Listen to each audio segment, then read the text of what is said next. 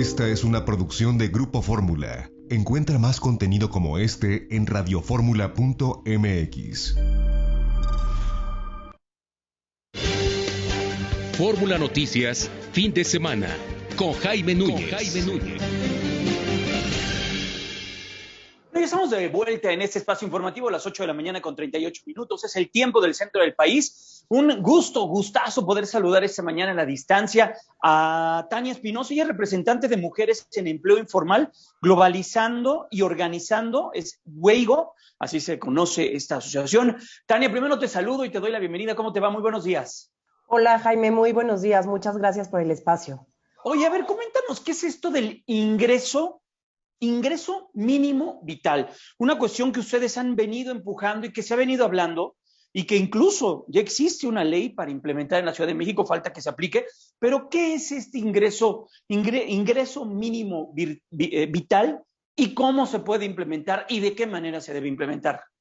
Mira, la Constitución de la Ciudad de México establece en el artículo 9 el derecho humano al mínimo vital. ¿Qué significa el mínimo vital? Pues básicamente es una cantidad de dinero que el gobierno debería de entregarnos a todas las personas que habitamos en la Ciudad de México. Así está establecido en la Constitución como una medida universal, es decir, que se nos entrega independientemente de cuál sea la situación de nuestros ingresos. Sin embargo, nosotros trabajamos con trabajadores en empleo informal y lo que sostenemos es que si bien es cierto que es una medida universal a la cual no debemos de renunciar, en un primer paso el gobierno debería de establecer un ingreso mínimo vital de emergencia destinado a las personas trabajadoras en empleo informal que perdieron sus ingresos. La Organización Internacional del Trabajo nos dice que estamos en una crisis económica sin precedentes, en donde se perdieron más empleos informales que formales, de tal forma que hemos visto que aquellas personas que siguieron trabajando disminuyeron sus días de trabajo de 5.7 días a 1.8 días, por ejemplo, en el caso de las personas no asalariadas. Esto ha tenido un impacto importante en sus ingresos, pasaron de ganar 275.7 pesos a 50.6 pesos.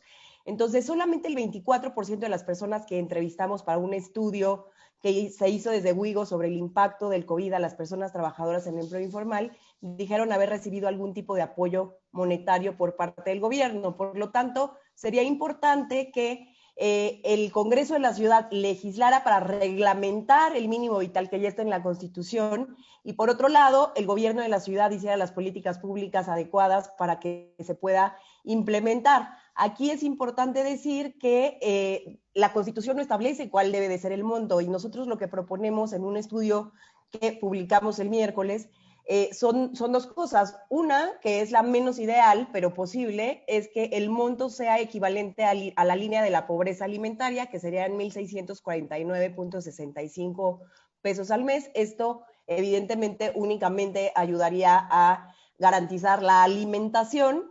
Y la otra opción, que sería mucho más conveniente para las personas, sería que este monto fuera equivalente al salario mínimo mensual, que es de 2,724.45 pesos aproximadamente. Aquí después faltaría ver a cuántas personas se debe de destinar este apoyo y por cuántos meses. Nosotros en nuestro panorama ideal decimos que debe de ser el salario mínimo mensual por al menos 6 meses. ¿Y estos recursos de dónde tendrían que venir? ¿Quién los tendría que otorgar? De las finanzas públicas, o sea, sin duda alguna significa, en caso de que la medida sea universal, es decir, para todas las personas que habitamos en la ciudad, se tiene que hacer una reforma fiscal robusta. Por eso es que en lo que transitamos hacia allá, como lo establece la Constitución, lo que decimos es que en estos momentos sea un mínimo vital de emergencia para las personas trabajadoras en empleo informal. El monto equivaldría en millones de pesos a 31.263.000. Esto es el 13% del gasto neto de la Ciudad de México y el 29% del gasto social de la Ciudad de México. Oye, Tania, pero estamos platicando con Tania. Tania, ¿tú estás de acuerdo que para que avancen estos temas, pues necesitas de recursos? La propia Patricia Mercado, la senadora de la República, señaló que el año pasado no pudieron avanzar nada en el Senado de la República en este sentido. ¿Cómo sensibilizar a tus diputados, a tus senadores, a tus legisladores de que esto es esencial y que un caso como el que vivimos con la pandemia, pues pone sobre la mesa lo que se ha venido trabajando y lo que se ha venido diciendo desde la CEPAL, el propio Coneval y otros tantos organismos que estudian y analizan todo lo que tiene que ver con pobreza, precarización del empleo, de los ingresos. Vaya, las cosas y los datos están ahí, pero ¿cómo avanzar desde el legislativo? Porque si no avanza ahí, difícilmente se puede implementar un tema tan sensible y tan necesario como eso que estás poniendo sobre la mesa, Tania. No, totalmente de acuerdo, Jaime. Mira, se necesitan varias cosas. Yo quisiera diferenciar, en el caso de lo que nos platicó Patricia Mercado en la presentación del informe, se refiere al ámbito federal, donde a nivel federal se estuvo empujando que se implementara, bueno, se legislara y se implementara una medida de este tipo. Ahí, en realidad, a nivel federal, se tenía una propuesta en donde se decía de dónde se deberían de sacar los recursos, básicamente financiado, pero que no está en uso, hacia este otro programa del mínimo vital, y en realidad no hubo la voluntad política para avanzar, porque ya se tenía identificado que sí habían unos recursos que tenía el gobierno ya asignados que se podían tomar para pasarse para esta medida. Tania, permíteme tantito, Tania, pero ¿estás de acuerdo que con este gobierno tiene esos recursos para otro tipo de programas sociales, Jóvenes Construyendo el Futuro, la beca para los adultos mayores? Vaya, difícilmente vas a poder socializar algo que no venga de sus programas sociales, de ponerles a ellos este interés que tienen ustedes, que es muy legítimo, por cierto.